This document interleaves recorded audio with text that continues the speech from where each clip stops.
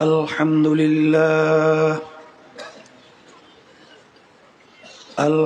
لله نحمده ونستعينه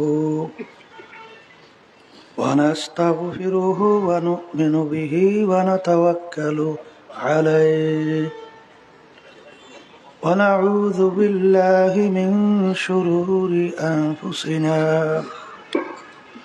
من يهده الله فلا مضل له ومن يضلله فلا هادي له ونشهد أن لا إله إلا الله وحده لا شريك له ونشهد أن محمدا عبده ورسوله أما بعد فأعوذ بالله من الشيطان الرجيم بسم الله الرحمن الرحيم وما خلقت الجن والإنس إلا ليعبدون صدق الله العلي العظيم। স্টেজের ডান পাশ বাম পাশের হরেনের শব্দ একটু বাড়াইতে বলছি।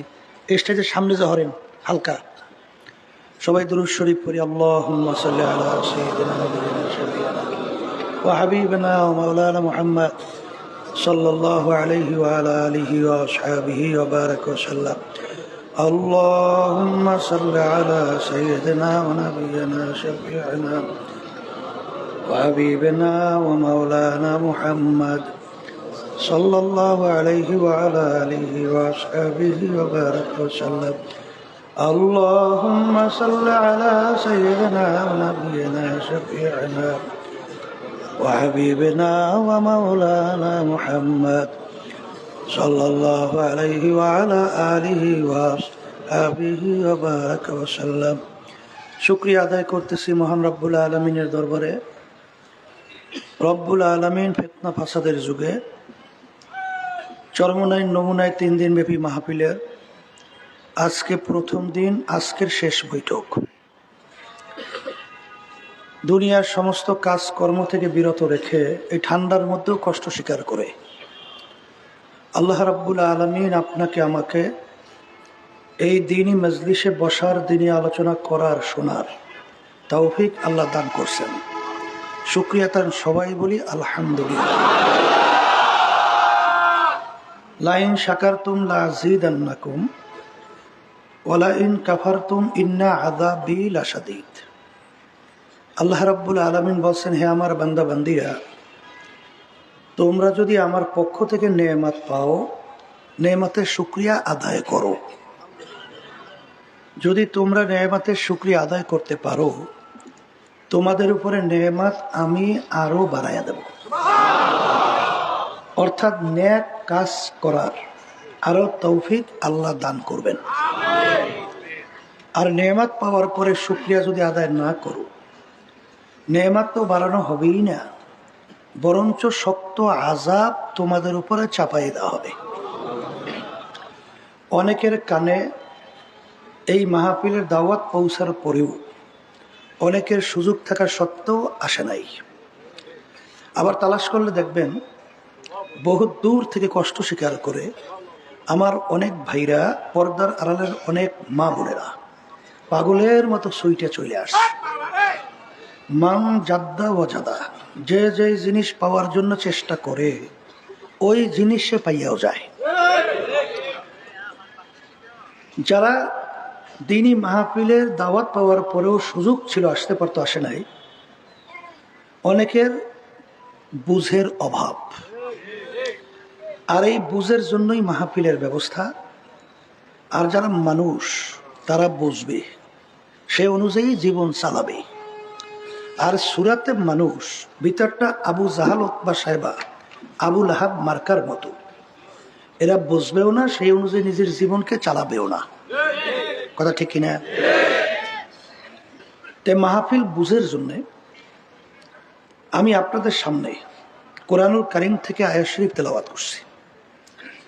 আয়াতের ভিতর আল্লাহ রাব্বুল আলামিন বলেন, আমি যত মাখলুকাত সৃষ্টি করেছি এর ভিতরে দুইটা মাখলুকাত আমি সৃষ্টি করার কারণ হলো আমার ইবাদতের জন্য। কি জন্যে? লিয়াবুদুন। তাফসিরের ভিতরে লিয়াবুদুনের তাফসিরে আসছে আয়ে লিয়ারিফুন। আল্লাহ রাব্বুল আলামিন আমাদেরকে সৃষ্টি করেছেন সৃষ্টিকর্তার পরিচয় লাভ করার জন্যে। কার পরিচয়? সৃষ্টিকর্তার পরিচয় লাভ করার জন্য। অন্যান্য মাখলুকাতগুলো আল্লাহ সৃষ্টি করছেন কিন্তু আমাদের জন্যে। কাদের জন্যে? কারণ আল্লাহ কোরআনুল কারীমে কি বলছেন? ওয়া খুলিকালাকুম মা ফিল আরদি জামিআ। অন্যান্য মাখলুকাতগুলো আমি সৃষ্টি করছি তোমাদের জন্যে, আর তোমাদেরকে আমি সৃষ্টি করছি আমার পরিচয় লাভ করার জন্য, ইবাদতের জন্য। কথা ঠিক কিনা? অন্যান্য মাখলুকাতগুলো যে আল্লাহ আমাদের জন্য সৃষ্টি করছেন, সংক্ষেপে দুই এক কথায় বুঝবেন। সূর্য আমরা দেখতেছি, সূর্য আমাদের মানুষের দরকার আছে না? একটা মানুষ যদি দুনিয়ায় না থাকে সূর্যের কিছু হবে? তাহলে সূর্য আল্লাহ বানাইছে কাদের জন্য? আমাদের জন্য। গরু ফালি না আমরা, গরু আমাদের মানুষের দরকার আছে না? একটা মানুষ যদি দুনিয়া না থাকে গরুর কিছু হয়? তাহলে গরু আল্লাহ বানাইছে আমাদের জন্য। মাছ আমাদের লাগে না? মানুষ না থাকলে মাছের কি হয়? তাহলে মাছও আল্লাহ বানাইছেন আমাদের। গাছ আমাদের দরকার আছে না? একটা মানুষ দুনিয়া না থাকলে গাছের কি হয়? তাহলে বোঝা গেল সমস্ত মাখলুকাতগুলো আল্লাহ বানাইছেন কাদের জন্য? বলেন আমাদের জন্য। আর আমাদেরকে আল্লাহ বানাইছেন কেন? বলেন তার ইবাদত, তার পরিচয় লাভ করার জন্য। কথা ঠিক কিনা? আর এই সৃষ্টিকর্তার পরিচয় লাভ করার জন্য যে ব্রেন, যে শক্তি দরকার, সেই শক্তি আল্লাহ রাব্বুল আলামিন দান করছেন মানুষের মধ্যে। কার মধ্যে? ভালো মন্দ এইটা বিবেচনার শক্তি গরুর আছে, ছাগলের আছে, কিন্তু মানুষের আছে। কথা ঠিক কিনা? যেই মানুষের ভিতরে এই শক্তি থাকার পরেও সেই মানুষগুলো যদি সৃষ্টিকর্তার পরিচয় লাভ করতে না পারে, ওই মানুষগুলো সম্পর্কে আল্লাহ বলছেন চতুষ্পায় জানোয়ারের চেয়েও খারাপ। অন্য আয়াতে আল্লাহ বলছেন সমস্ত মাখলুকাতের ভিতরে নিকৃষ্ট, খারাপ। কথা ঠিক কিনা? এই জন্য দেখবেন ইব্রাহিম আলাইহিসসালাম যখন তার একটু বুঝ হইল, তখন তিনি চিন্তা করতেছিলেন যে এই বিশাল আসমান, এই বিশাল জমিন, এই সূর্য, এই চন্দ্র, এই তারকা, এই পানি, এই নদী, এই সাগর, এই বিভিন্ন ডিজাইনের মাখলুকাত, এ নিশ্চয়ই বানন্য একজন সৃষ্টিকর্তা আছে। তার মেধায় এটা কাজ করতেছে। তখন তিনি দেখলেন আকাশের ভিতরে চন্দ্র উঠে গেছে। তা চিন্তা করলেন এইটাই আমার সৃষ্টিকর্তা হবে। কিন্তু এক পর্যায়ে চন্দ্র কি হয়ে গেছে? ডুবে গেছে। না, সৃষ্টিকর্তা কখনোই অস্তমিত হইতে পারে না, এ আমার রব হইতে পারে না। এরপরে পরদিন উঠছে সূর্য, দেখে বিশাল প্রকৃতি, এ আমার রব হবে এবং বড় রব। দেখে সেটা অস্তমিত হয়ে গেছে। না, রব কখনোই অস্তমিত হইতে পারে নাই। কথা ঠিক না? ঠিক। এই তালাশ শুরু করছে কি কারণে? ওই ব্রেনের কারণে, ওই চিন্তা শক্তি থাকার কারণে। কিন্তু বর্তমানে এক শ্রেণীর আছে, ওই চিন্তা শক্তি ব্রেন থাকার পরেও সৃষ্টিকর্তাকে তালাশ করে পায় না। ওরা শেষ পর্যন্ত একটা জায়গায় পৌঁছতে তো হবে, ওই তালাশ করতে করতে শেষ পর্যন্ত যাইয়া পৌঁছে ওরা নাকি বান্দরের জাত। কথা বুঝেন নাই? ওরা নাকি বানর থেকে সৃষ্টি হয়েছে। জোরে বলেন নাউজুবিল্লাহ।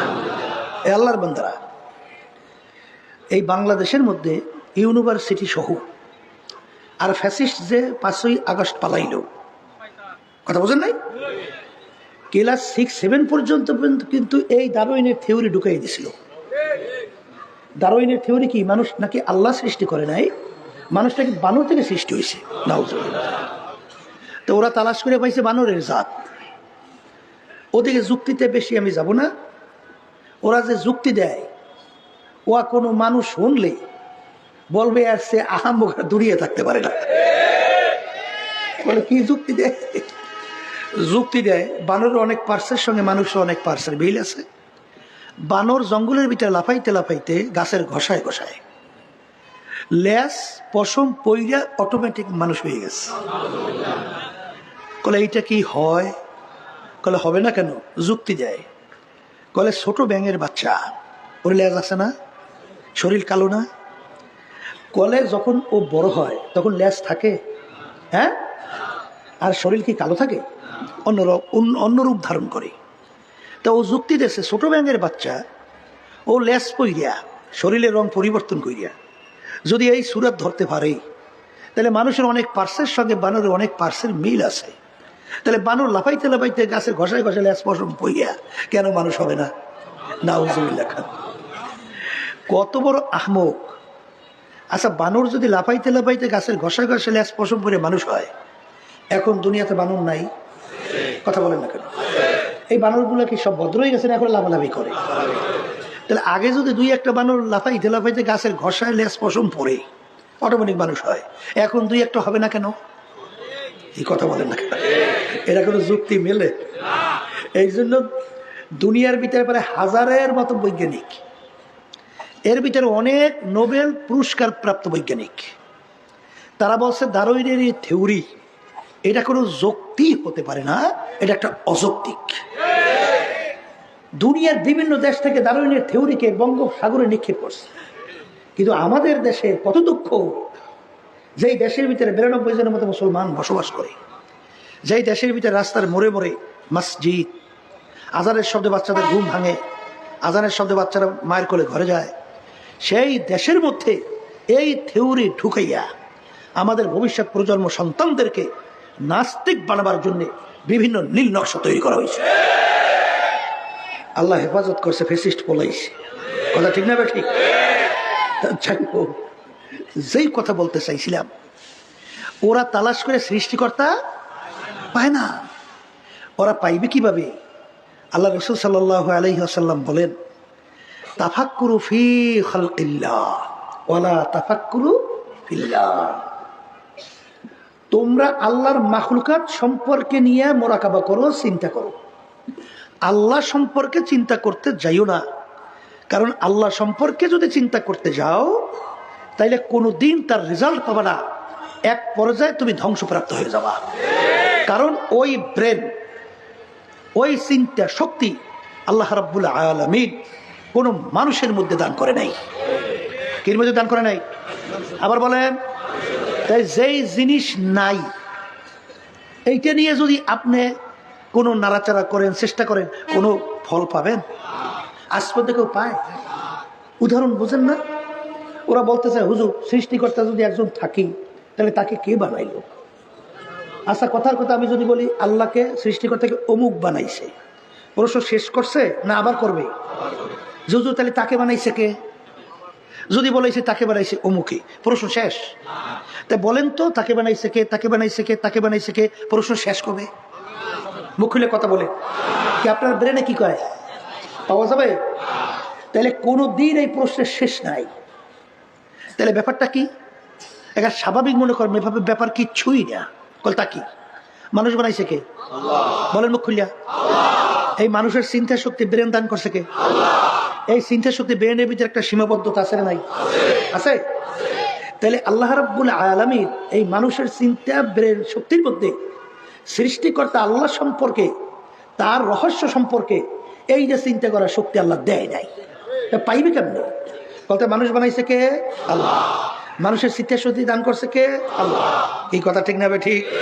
আলহামদুলিল্লাহ। তাহলে আল্লাহ রাব্বুল আলামিন আপনাকে আমাকে বানাইছেন, দুনিয়াতে পাঠাইছেন। এখন আল্লাহর পরিচয়টা আপনার আমি পাবো কিভাবে? আল্লাহ রাসূল সাল্লাল্লাহু আলাইহি ওয়াসাল্লাম বলেন, আল্লাহর মাখলুকাত নিয়ে তোমরা মোরাকাবা করো, চিন্তা করো। যদি কিছু সময় তোমরা মোরাকাবা চিন্তা করতে পারো, 60 বছর নফল ইবাদতের সওয়াব তোমার আমলনামায় জমা হবে।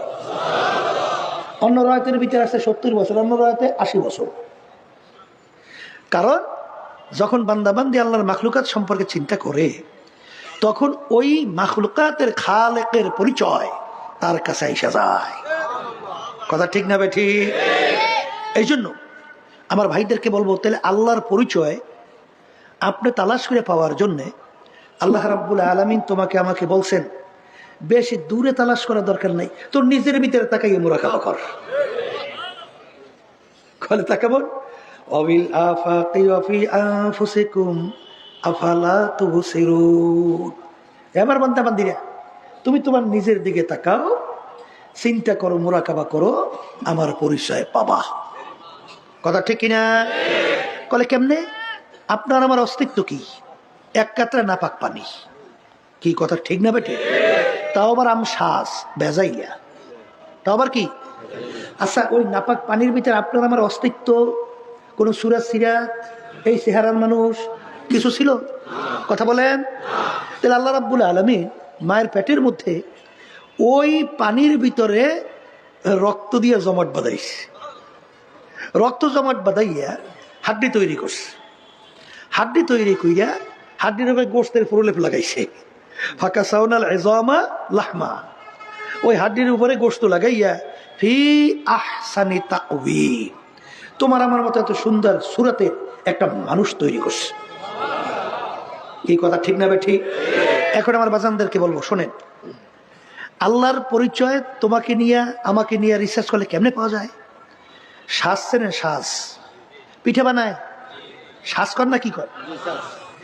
এক ডিজাইনের শ্বাস দিয়া কয় ডিজাইনের পিঠে বের হয়? এক ডিজাইন। কথা ঠিক কিনা?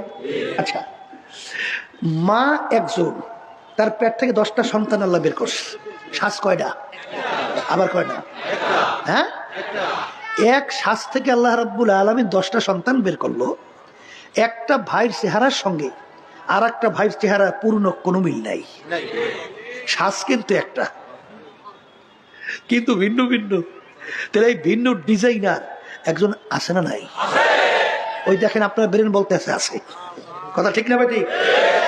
এই শুধু তাই না, দেখেন আমার মালিক আপনাকে আমাকে কিভাবে লালন পালন করে বড় করে, কিভাবে বাঁচলাম চিন্তা করেন একদিনও?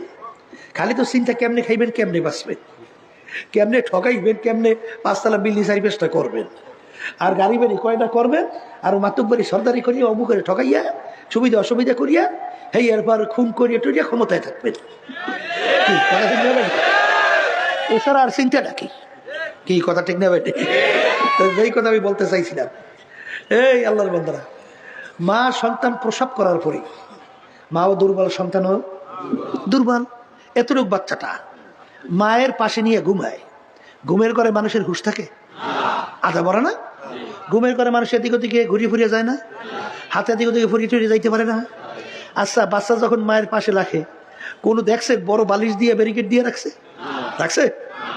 মায়ের পাশে লইয়ে ঘুমাইছে, ঘুমের ঘরের মধ্যে আধা বড়া। তাই যে কোনো মুহূর্তে মাথা উল্লেই ফুলে বাচ্চার গায়ে পড়তেই পারে। এটা তো নিয়ম। কথা বলে না? তাহলে নিয়ম কি ছিল? ওই মায়ের পেটের নিচে পইয়া, পিঠের নিচে পইয়া বাচ্চারা সেপ ডইয়ে মারা যাওয়ার কথা ছিল। কি কথা ঠিক? মনে করছেন এইটাই বুঝি নিয়ম? না, দুই একটা মাঝে মাঝে ঘটনা আল্লাহ দেখায়। এরকম মায়ের পিঠের নিচে পইয়া, পেটের নিচে পইয়া আমার বাচ্চা সেপ ডই মরিয়ে গেছে, এর দুই একটা ঘটনাও কিন্তু আছে। আল্লাহ দেখাইছে এটা কিন্তু তুই বড় হইছো স্বাভাবিক না, আমি কুদরত ভাবে তোকে বড় করছি। ঠিক কিনা? ধরেন মার হাত কি দুই এক সময় পরে নাই? ধর তোমার মুখের উপরে পড়িয়ে গেছে, এখন তোমার কি শক্তি আছে যে বাচ্চার হাত সরাবা? বাচ্চা তোমার হাত সরাই দেবে শক্তি আছে? মুখ দিয়ে বলতে পারে? বলতেও পারে না, সরাইতেও পারে না। এখন তোমার মরা ছাড়া গতি কি? এখন আমার মালিক বলে, এ বান্দা বান্দি, লা তাখুযুহু সিনাতুন ওয়ালা নাওম, আমার ঘুম জিমেনি নাই। তোর মায়ের হাতখানা যখন তোর মুখের উপরে পড়ছে, আমার কুদরতে হাতের দ্বারা তোর মায়ের হাতখানা সরাইয়ে দিছিলাম আমি মাওলা। কথা ঠিক কিনা? দেখেন আল্লাহ রাব্বুল আলামিন কত বড় কুদরতের মালিক, সৃষ্টিকর্তা। দেখেন এই তামাম দুনিয়ার সমস্ত ডাক্তার একমত, মায়ের বুকের দুধের সামনে বাচ্চাদের জন্য এত ভিটামিন যুক্ত খাদ্য আর দ্বিতীয় দুনিয়াতে আবিষ্কার হয় নাই। এই কথা ঠিক? দেখেন আমার মালিক কত বড় কুদরতের। মায়ের দুধ বেশি ঠান্ডাও না, বাচ্চার ঠান্ডা লেগে যাইবে, গরমও না, বাচ্চার ঠোঁট পুড়িয়ে যাইবে, বেশি মিষ্টিও না, বাচ্চার বিটখিটে লাগবে, মিষ্টি ছাড়াও না, বাচ্চা খাইতে ভালো লাগবে না, বেশি ঘনও না, পেট খারাপ হয়ে যাবে, আবার বেশি পাতলাও না, পেটের ক্ষুধা মরবে না। কথা ঠিক না ব্যাটি? আল্লাহু আকবার।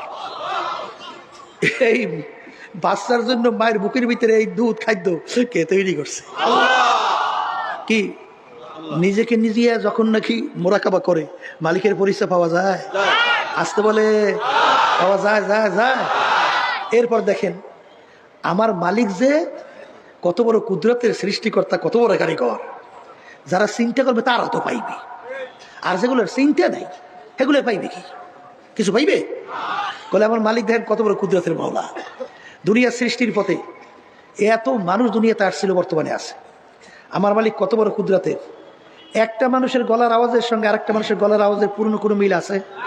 আছে কোনো মিল? এর ডিজাইনার একজন নাই? জোরে বলেন কে? শুধু তাই না, যারা একটু ইংরেজি বাংলা পড়িয়া টাকার গরমে, ক্ষমতার গরমে, দলের গরমে, শিক্ষার গরমে ধরাকে সরাগান মনে করেন না। আচ্ছা আপনি বলেন তো যে আমার মালিক কত বড় কুদরতের। আমার মালিক দুনিয়া সৃষ্টির পরে যত মানুষ দুনিয়াতে আসছিল বর্তমানে আছে। এই একটা আঙ্গুলের টিপ, আমরা টিপ দিই না আঙ্গুল দিয়ে, এতটুকু জায়গায় আমার মাওলা ডিজাইন করছে। কি সুবহানাল্লাহ, আলহামদুলিল্লাহ, মুগ্ধ বাড়িয়ে কতটুকু জায়গা, এই আঙ্গুলের একটা টিপ, এতটুকু জায়গায় আমার মালিক ডিজাইন করছে। দুনিয়া সৃষ্টির পরে এখন পর্যন্ত একটা মানুষের এই টিপের সঙ্গে আর একটা মানুষের টিপের পূর্ণ কোনো মিল না। এতটুকু জায়গায় কোন ডিজাইনার আছে কয়টা ডিজাইন করতে পারে? এই ডিজাইনের একজন নাই? আসতে বলে সে কে? আবার বলে কি পরিচয় পাওয়া যায়? যায় যায়। ডাক্তাররা আবিষ্কার করা পরে বলতেছেন দুনিয়া সৃষ্টির পরে যত মানুষ আসছিল আছে, একটা মানুষের একটা পশমের সঙ্গে আর একটা মানুষের পশমেরও একটা পশমের পূর্ণ কোনো মিল নাই। এই বানান একজন কারিগর নাই? সে কে? হ্যাঁ, এবার মাওলার মাখলুকাত নিয়ে যারা চিন্তা করে, এই যে এই মোরাকাবার রাস্তা দুইটা, সাইরে আফাকি, সাইরে আনফুসি। সাইরে আফাকি বলা হয় মাওলার মাখলুকাত নিয়ে চিন্তা করে, আর আনফুসি নিজেকে নিজে মোরাকাবা করে। যখন নাকি বান্দাবান্দি সূর্যের দিকে তাকায়, তাকাই যখন রিসার্চ করে, বৈজ্ঞানিকরা বলছে সূর্যটা নাকি দুনিয়া থেকে 13 লক্ষ গুণ বড়। কত লক্ষ? যেখানে অবস্থান করতেছে সেই সূর্যটা নাকি দুনিয়া থেকে 9,30,00,000 মাইল দূরে। এখন এত বড় সূর্যটা এত দূরে, এই সূর্যটা কিভাবে ঝুলাইয়ে রাখলো? কির মাধ্যমে ঝুলাইয়ে রাখলো? কে ঝুলাইয়ে রাখলো? এর এত তাপ কে দিল? এই চিন্তা যখন বান্দাবান্দি করবে তখনই তার কাছে আসবে এই বানান্য একজন কারিগর আছে। কথা ঠিক না বেঠি? সেই কারিগরকে এরপরে কত বড় আশ্চর্য দেখেন, সূর্য সৃষ্টির পর থেকে আপনারা শোনেন নাই যে 1 সেকেন্ড ওর কি নাই, বাড়তি কমতি নাই। যেই টাইমে ওঠে ঠিক ওই সেকেন্ডেই ওঠে, আবার ওই টাইমেই ডোবে। একটা মুহূর্তের জন্য আর কি নাই, কোনো পরিবর্তন গতি নাই। বৈজ্ঞানিকরা আবিষ্কার করার পরে বলছে এখন যে কেয়ামত হবে, এখন আবিষ্কারও পাওয়া যায়। কয়েকদিন আগে বৈজ্ঞানিকরা বলছে শোনেন নাই যে সূর্য পশ্চিম দিক দিয়ে ওঠার সম্ভাবনা খুব বেশি। কোন দিক দিয়ে উঠবে? আবার কোন না, এখন ওটা কোন দিক দিয়া? এখন বৈজ্ঞানিকরা আবিষ্কারের মাধ্যমে পাইতে আছে যে না, সূর্য পশ্চিম দিক দিয়ে উঠবে। এই কিছুদিন আগে বৈজ্ঞানিকরা এটা আবিষ্কার করার পরে বলছে। এখন আল্লাহ যা বলছেন সবই তোর মিলতে আছে। কি জোরে বলে কথা ঠিক কিনা? এই বন্দাবাদী যখন আল্লাহর মাখলুকাত নিয়ে চিন্তা করবে, চিন্তা করতে করতে করতে করতে করতে করতে তখন ওই বন্দাবান্দির কাছে আল্লাহর পরিচয় ঢুকতে থাকবে। পরিচয় ঢুকতে ঢুকতে তখন ওই বন্দাবান্দি যখন একটা গাছের পাতার দিকে তাকায়, তাকাবার পরেই খেয়াল আসে কার? জোরে কন আল্লাহ। তখন এই বন্দাবান্দি বলে বর্গেদা রাখতা সবজে ধর নজরে হুশিয়ার হারওয়ারাতে দফতুরি মারেফাতে কেরদেগা। হে আমার দয়ার মালিক, আমি একটা গাছের পাতার দিকে যখন তাকাই, আমি গাছের পাতা দেখি না, আমি দেখি তোমাকে। হে আমার দয়ার মালিক, আমি যখন সূর্যের দিকে তাকাই, আমি সূর্য দেখি না, আমি দেখি তোমাকে।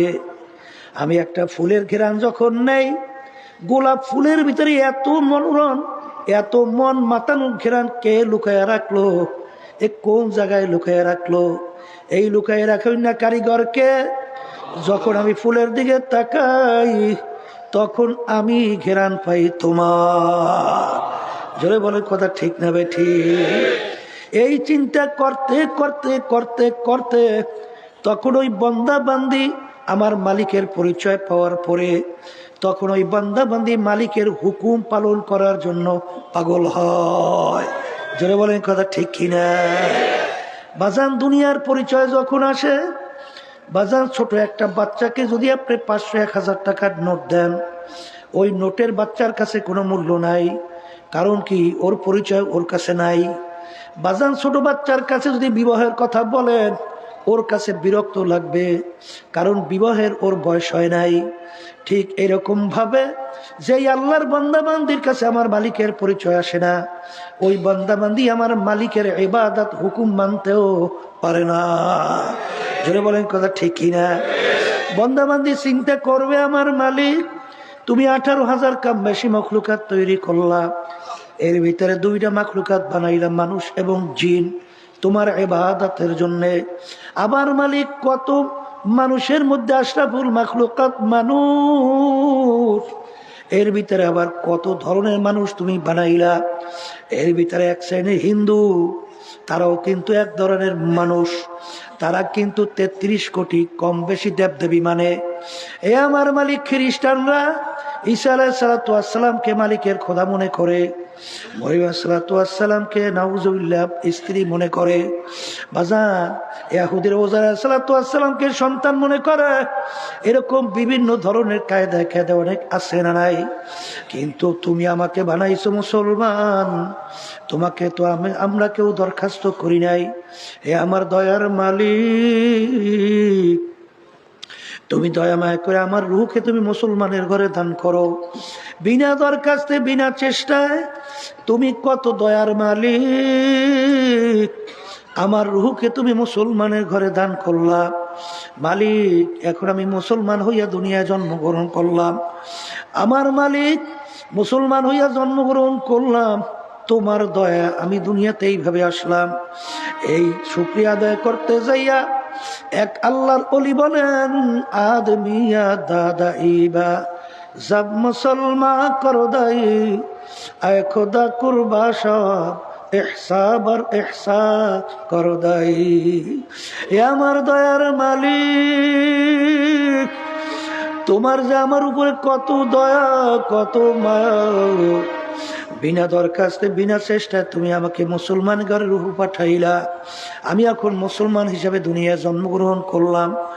বাজান এই শুকরিয়া আদায় করে সেজদায় পইরা এই বান্দা বান্দি মাওলার দরবারে তাসবিহ আদায় করে সুবহান রাব্বিয়াল আলা, 2 হাত মালিকের দরবারে উঠাইয়া এরপরে বান্দা বান্দি বলে, ইন্না ফি খালকিস সামাওয়াতি ওয়াল আরদ রব্বানা মা খালাকতা হাযা বাতিলা সুবহানাকা ফাকিনা আযাবান নার।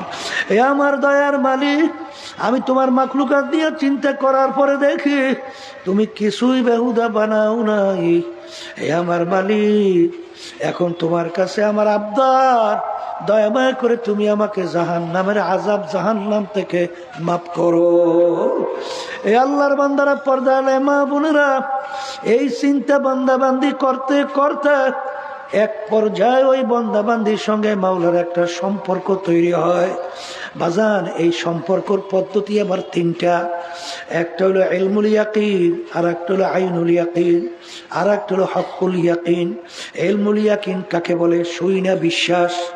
বাজান আইনুল ইয়াকিন কাকে বলে? দেখা বিশ্বাস। হকুল ইয়াকিন কাকে বলে? ভুক্তভোগী হইয়া বিশ্বাস। বাজান তুমি জঙ্গলের ভিতরে তুমি শুনতেছিলা বাঘ বড় ভয়ঙ্কর, ওর থাবা বড় ভয়ানক। এইটা শুনতে শুনতে বাঘের ব্যাপারে তোমার একটা ভয় জমছে। তখন বাঘের কথা শুনলে তুমি ঘরের দরজা বন্ধ কইরা থাকো। বাজান তুমি তোমার সাথে নিয়ে একজন জঙ্গলে গেলা, জঙ্গলে যাওয়ার পরে হঠাৎ একটা বাঘ তোমার সাথে ধইরা নিয়ে গেল। তোমার সামনে তুমি দেখলা ওর হিংস্রতা কত বড় ভয়াবহ। আগে যে তোমার ইয়াকিন বিশ্বাস ছিল দেখার পরে বাড়ছে না কমছে?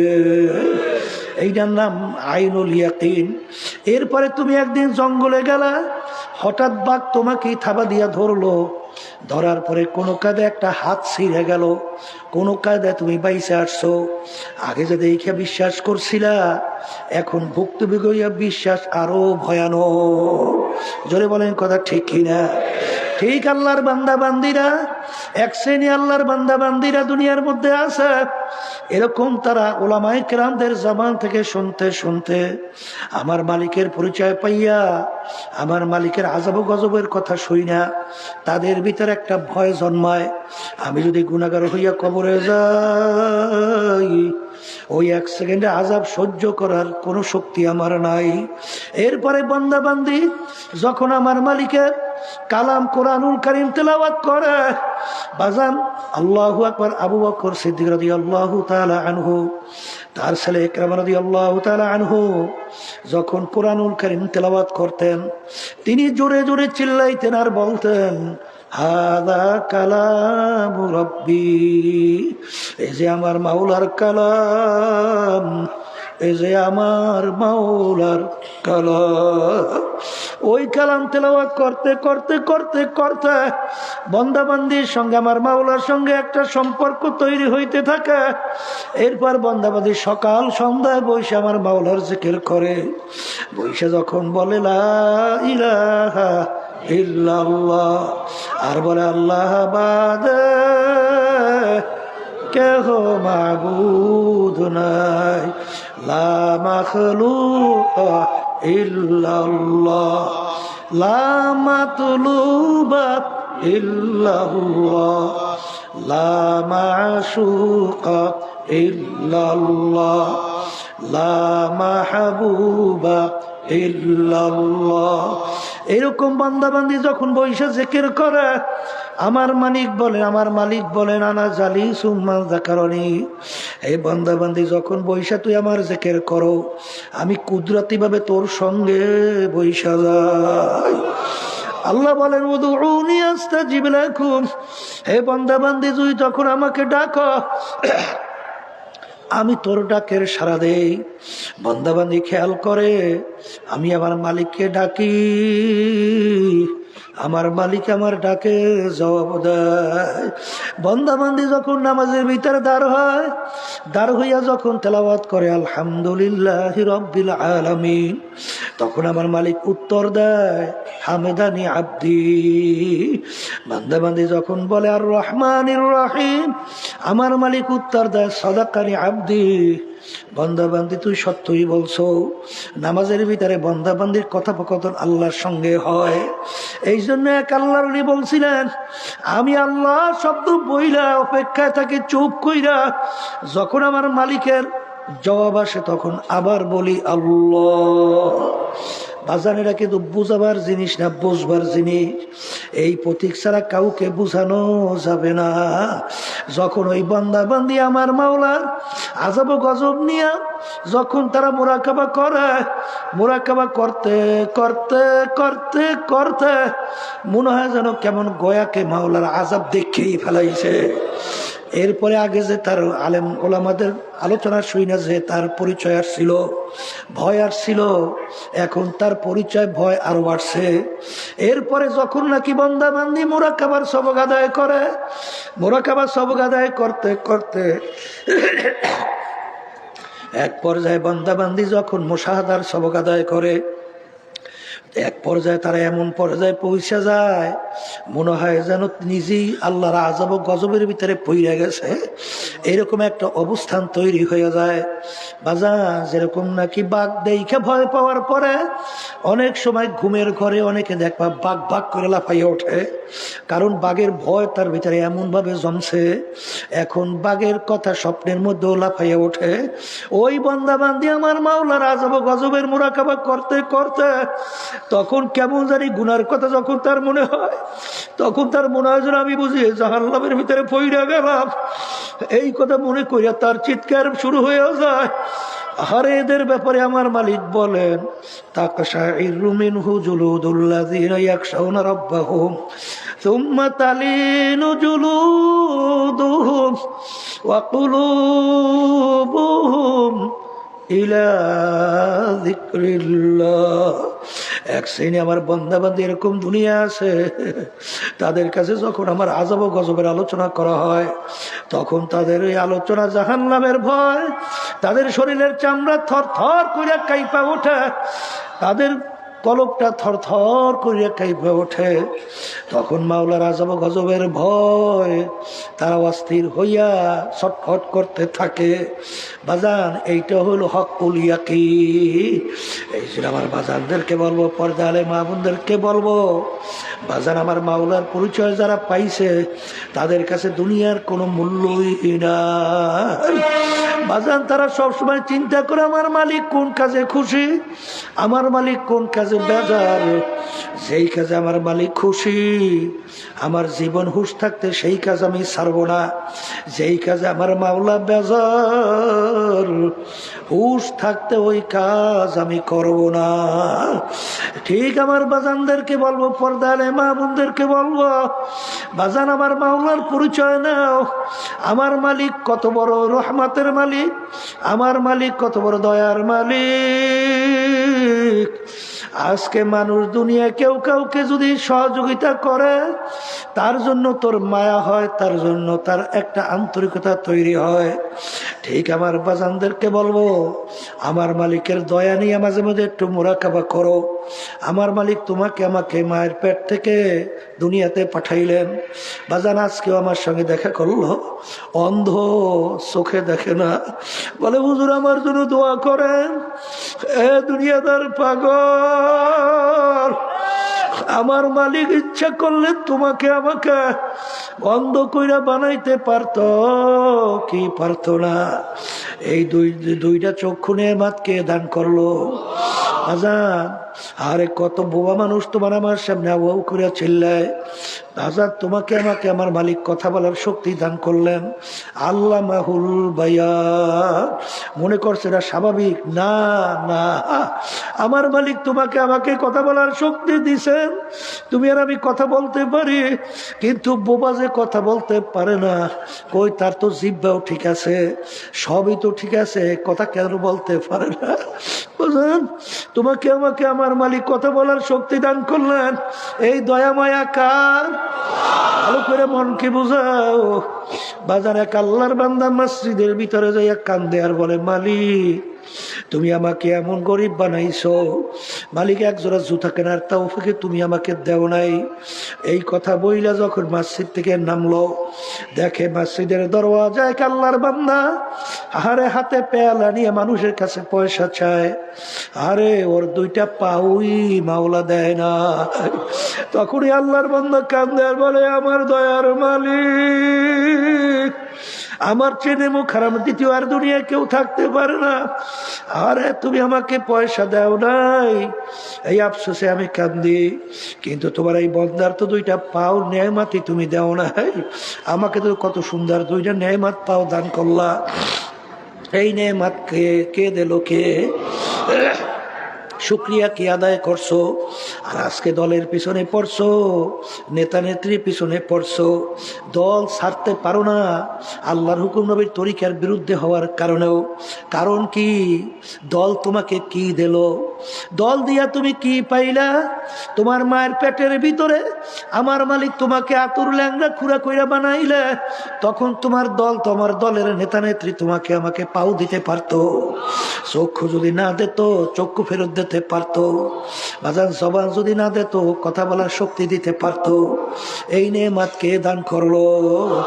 কত বড় লোক মানুষ আমাদের সামনে সন্তানদেরকে নিয়ে আসে, এত সুন্দর ফুটফুটের চেহারা, আইসা আমার সামনে বাপ দুই চোখের পানি চাইরা কান্দে আর বলে, হুজুর ওর জন্য একটু দোয়া করেন, আমার মালিক ওকে প্রতিবন্ধী বানাইছে। হুজুর ওকে ভালো মন্দ বোঝার শক্তি দেয় না।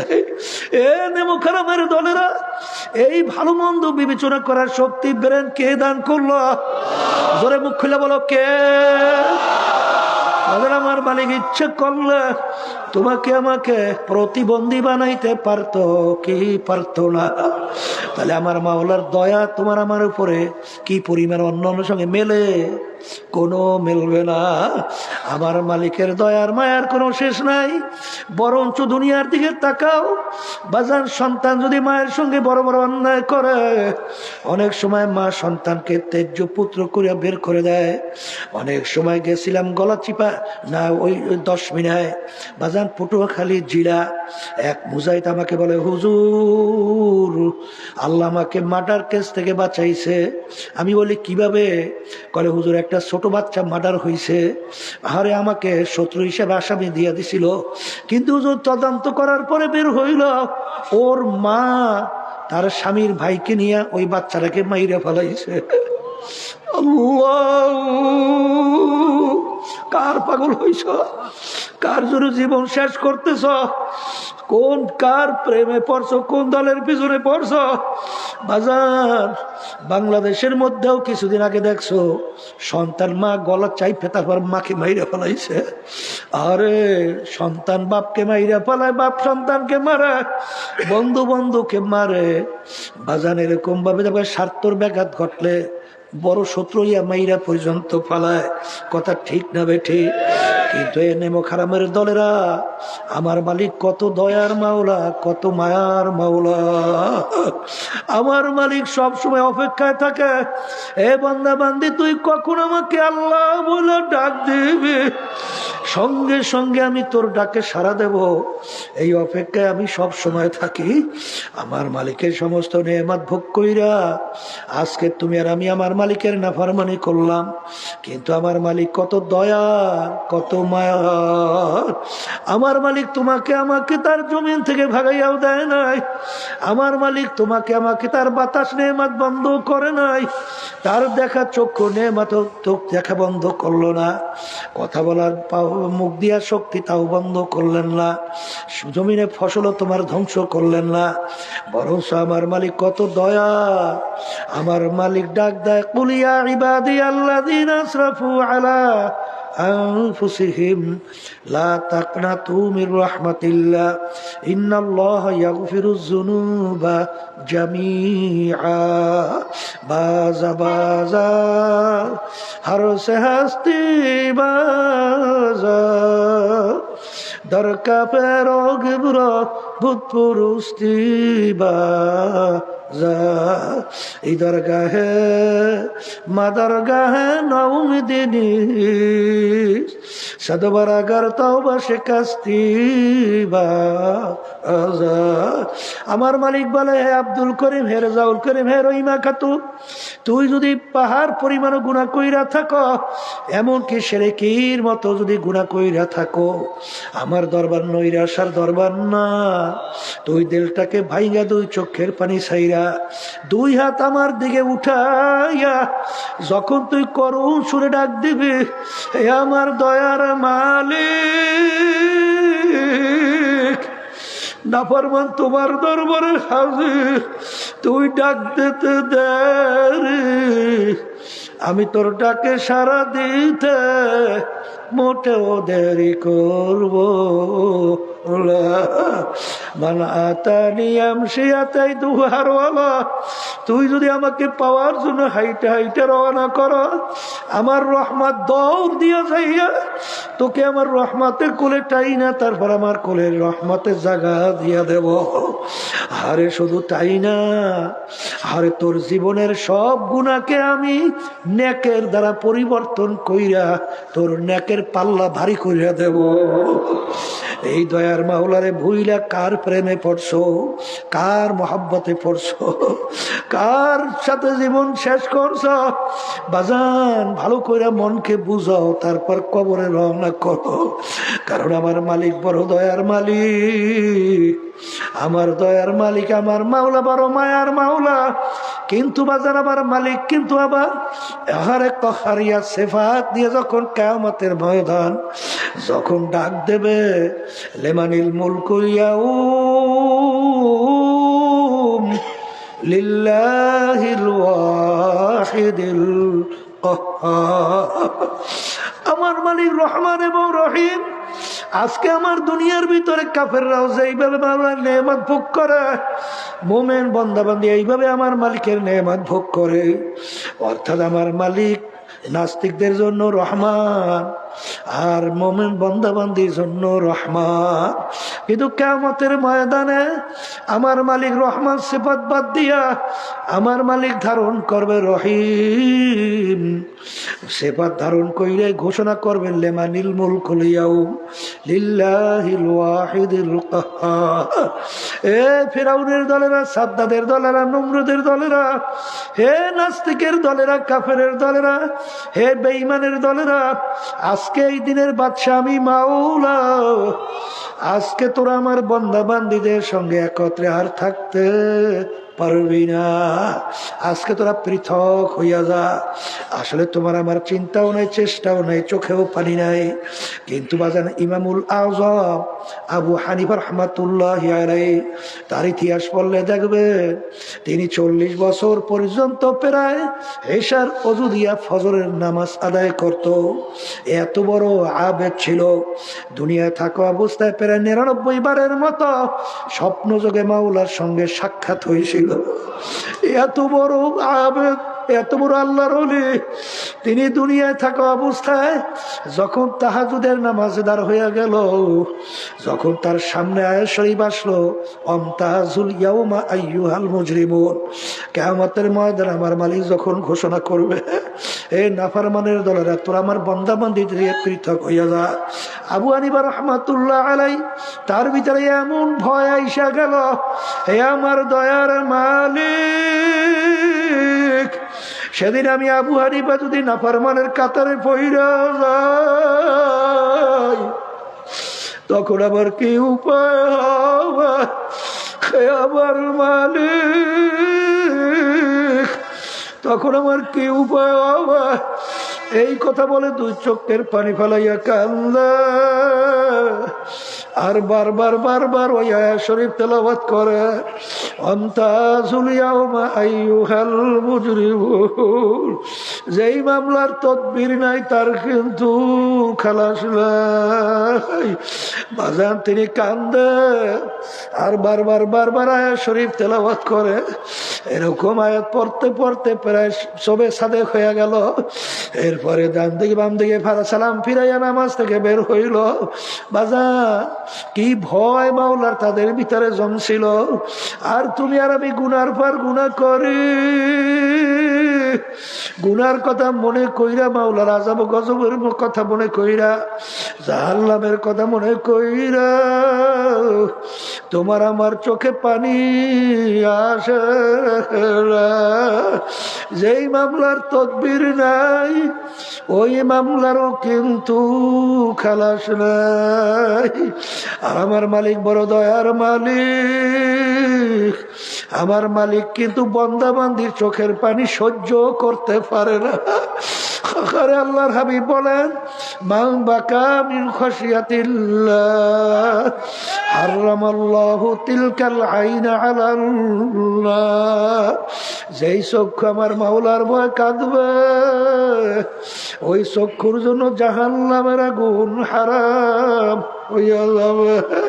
বাজান আমার মালিক বান্দাবান্দির চোখের পানি সহ্য করতে পারে না। বান্দাবান্দি যখন তেলটাকে ভাইঙ্গা দুই চোখের পানি ছাইরা যখন আমার মালিকের কাছে মাপ চায়, আমার মালিকের রহমতের দরিয়া জোশ মাইরা আমার মালিক সহ্য করতে পারে না। আমার মালিক বলে, বান্দাবান্দি আয় আয়, তোকে আমি জাহান্নামে ফেলাবো না, শয়তানের হাতেও সুপুর্দ করবো না, তোকে আমার কুদরতি কোলের ভিতরে নিয়ে জাগানা দিয়া পারবো না। এই জন্য আমার বাজানদেরকে বলবো, পর্দালে মা বোনদেরকে বলবো, বাজান আমার মালিক তো দাবি করছে, ওয়াল্লাযীনা আমানু আশাদ্দু হুব্বান লিল্লাহ। যারা মুমিন, যারা ঈমানদার, তারা সব জিনিসের চেয়ে আমার মালিককে বেশি মোহাব্বত করে। এই জন্য আমার বাজানদেরকে বলবো, পর্দার আড়ালের মা বোনদেরকে বলবো, বাজান সাহাবায়ে কেরাম কান্দের ইতিহাস পড়ো, আল্লাহর ওলিদের ইতিহাস পড়ো। বাজান, আমার আব্বাজান রহমাতুল্লাহি আলাইকে দেখছিলাম, বাজান কে বেজার হবে, কে খুশি হবে, কোনো তোয়াক্কাই করতেন না। বাজান যেই কাজে আমার মাওলা বেজার, ওই কাজের কাছে হুঁশ থাকতে যাইতে আমরা দেখি না। বরঞ্চ যে বেজার হয় হও, তাতে আমার কিছু আসে যায় না। আমার মাওলা বেজার হবে, ওই কাজ আমি করতে পারবো না। এই জন্য আমার বাজানদেরকে বলবো, পর্দা আলে মা বোনদেরকে বলবো, 3 দিন ব্যাপী মাহফিল আল্লাহ যদি কবুল করে, 3 দিন পর্যন্ত বাবাজান থাকো। আখারে আমার মালিক তো দয়ার মালিক, আমার মালিক তো তোমার আমার দিলের দিয়ে তাকাইয়া থাকবে। কারণ বাজার এই মজলিসের ভিতরে অনেক আল্লাহর খাস বান্দারাও আছে, অনেক আল্লাহর অলিরাও আছে, অনেক জাকিরিন শাকিররাও আছে, যাদের সঙ্গে মাওলার সঙ্গে গোপনে একটা সম্পর্ক তৈরি হয়ে আছে। এরকম আল্লাহর বান্দারাও আছে, এদের সঙ্গে বসো। কারণ কখন কোন সময় তো বলা যায় না। আমার মালিকের রহমতের নজর আইসা যায়, মালিকের রহমতের নজর আসার সঙ্গে সঙ্গে বাজান জীবনের মোর পরিবর্তন ঘইটা। ওই আল্লাহর বান্দা বান্দি আগে ছিল দুনিয়ার পাগল, এখন হবে আল্লাহর পাগল।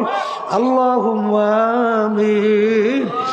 এ পর্দার আড়ালের মা বোনের হাত উঠাও, গুনার কথা মনে করো, তো চোখের পানি ফালাও, আমার মালিকের দরবারে কান্দ।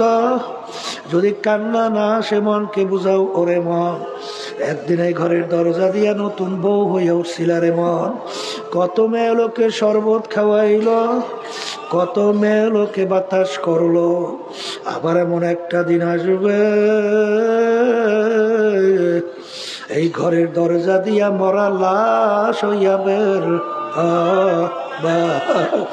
ছেলে কানবে মা মা মা করে, মেয়ে কানবে মা মা করে, জবাব তো আর দিবানা। এ আল্লাহ, আপনি একটা পলোগ্রাউন্ড মাঠে চরমনায় নমুনায় 3 দিন ব্যাপী মাহফিলের মাঠের দিকে তাকাইয়া দেখে আপনার বান্দারা কিভাবে কান্দে।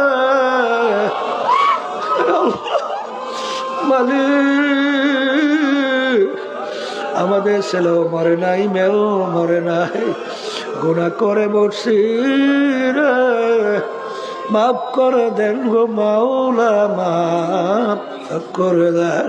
আল্লাহর বান্দারা কান্না আসে না, কান্না আসে না? এ জোর করে কান্দ। সন্তান মারা গেলে চোখে পানি আসে, সম্পদ নষ্ট হয়ে গেলে চোখের ভিতরে পানি আসে। তোমার আমার গুনার কারণে জাহান্নামের আগুন জ্বলছে, ওই জাহান্নামের আগুন চোখের পানি ছাড়া ঠান্ডা হবে না। এ আল্লাহ, মাহফিলকে হেদায়েতে জরিয়া বানায়া দেন। আল্লাহ, আমাদের কলবের মধ্যে আপনার মারিফাতের নূরের বাতি জ্বালাইয়া দেন। আল্লাহ মালিক, আপনার পরিচয় আমাদের অন্তরের ভিতরে বসাইয়া দেন, কলবের ভিতরে বসাইয়া দেন। আল্লাহ, হককে আমাদের কাছে হক হিসেবে প্রকাশ করে দেন, বাতিলকে বাতিল হিসেবে প্রকাশ করে দেন। আমাদের সবাইকে হকের পক্ষে থাকার তৌফিক দান করেন। সুবহান রাব্বিকা রাব্বিল ইজ্জাতি আম্মা ইয়াসিফুন ওয়া সালামুন আলাল মুরসালিন ওয়ালহামদুলিল্লাহি রাব্বিল আলামিন। আলহামদুলিল্লাহ। ওয়া আলাইকুম আসসালাম।